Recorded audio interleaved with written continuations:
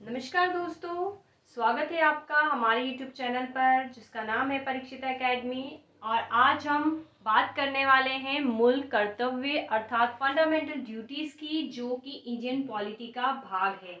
आज हम इस टॉपिक को एक अलग तरीके से समझाने की कोशिश करेंगे, कम शब्दों में, या हम कहें कीवर्ड्स के थ्रू हम इस पूरे टॉपिक को याद करेंगे। सो गाइस, अगर आप हमारे चैनल पर नए हैं तो हमारे चैनल को सब्सक्राइब कर लीजिए, हमारे वीडियो को लाइक और शेयर ज़रूर करें। तो मूल कर्तव्य या फंडामेंटल ड्यूटीज क्या होती है, इसको समझने से पहले इस टॉपिक को कैसे कवर करना है। हमारा आज का जो टॉपिक है मुख्य रूप से मेंस के पॉइंट ऑफ व्यू से है। सपोज आप मेंस एग्जाम में अपियर हो रहे हैं तो हमें यहाँ पर लिखना है।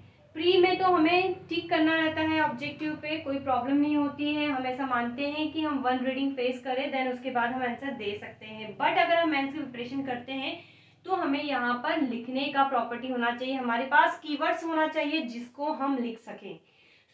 मूल कर्तव्यों को इसी सीरीज में हम कुछ पॉइंट में कवर करेंगे। बेसिकली हम यहाँ पर इसे 6 पॉइंट में कवर करेंगे, जैसे देख सकते हैं हम।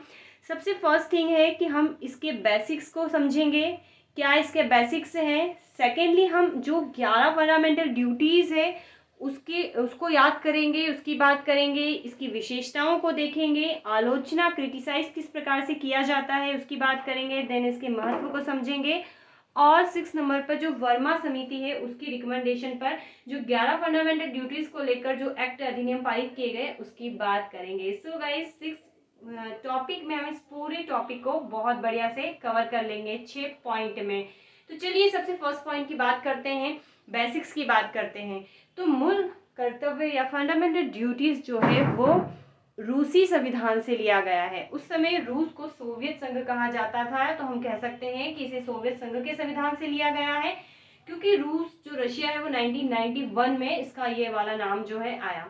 चलिए, तो उस समय 1975 में जब देश में इमरजेंसी लगी थी, तो उसके बाद कांग्रेस ने 1976 में सरदार स्वर्ण सिंह समिति का गठन किया, जिसके अध्यक्ष जो थे सरदार स्वर्ण सिंह थे, जिसने राष्ट्रीय आपातकाल के दौरान मूल कर्तव्यों और उनकी आवश्यकता आदि के संबंध में संस्तुति देना थी। और फाइनली सरदार स्वर्ण सिंह समिति ने रिकमेंडेशन दी और टोटल 8 फंडामेंटल ड्यूटीज के बारे में जो है अपनी राय व्यक्त की।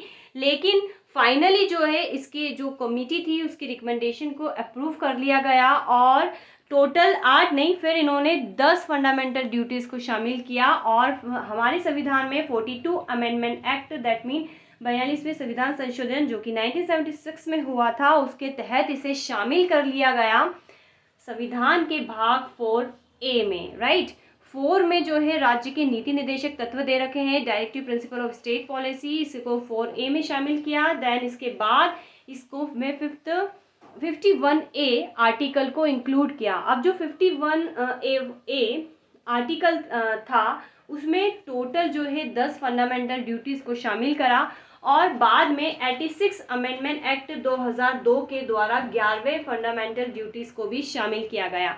तो अब कुल मिलाकर हम बात कहें तो यहाँ पर सारी चीज़ें क्लियर हो गई होगी। फर्स्ट वाले पॉइंट में बेसिक्स में हमें क्या क्या याद रखना है, हमें 1976 याद रखना है, सरदार स्वर्ण सिंह कमेटी याद रखना है, 42 अमेंडमेंट एक्ट याद रखना है, 4A 51A, पहले 10 था लेकिन 86 अमेंडमेंट एक्ट के बाद टोटल आज की तारीख में फंडामेंटल ड्यूटीज की जो संख्या है वो 11 है।